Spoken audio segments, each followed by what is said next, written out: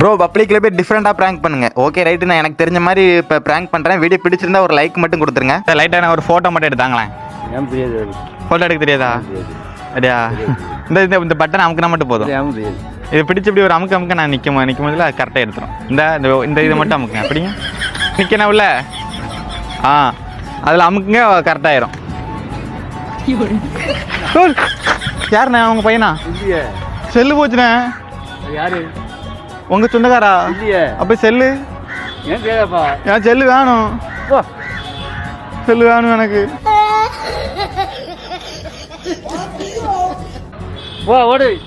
அந்த நிக்க உங்க ஃப்ரெண்டா நிக்கிறான்.